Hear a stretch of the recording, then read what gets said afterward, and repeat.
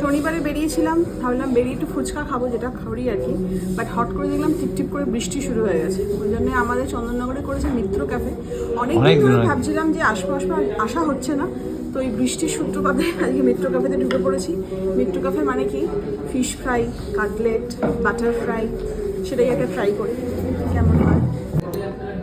আবার ঠিকঠাক ধর, নাহলে আবার উল্টো পাল্টা বললো। দরকার নেই, এর বলেছিস এরকম ধরে খেয়ে নেবো। আরে ঠিক আছে ঠিক আছে ঠিক আছে, তুই খা প্রপারলি খা, লোককে দেখা যে হ্যাঁ তুই পারিস, দেখা। এগুলো আমার হাত দিয়ে খাওয়াটাই ভালো।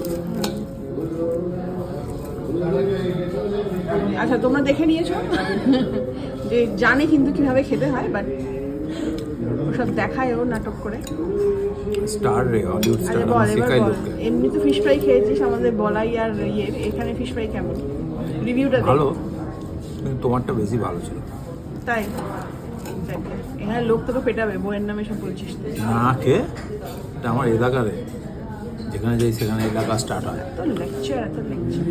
সত্যি বলি তোমারটা বেশি ভালো, আরও ক্রাঞ্চি ছিল। সাউন্ড পাচ্ছি না। কি কাকে দেখে হাসিস?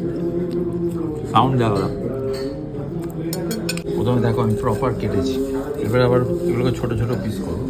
একদম শুরু করেছে।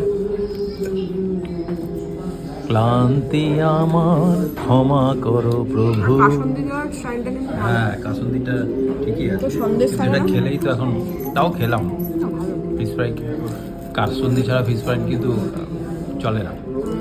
ফিশ ফ্রাই মানেই হচ্ছে কাসুন্দি, ভালোই তো করে।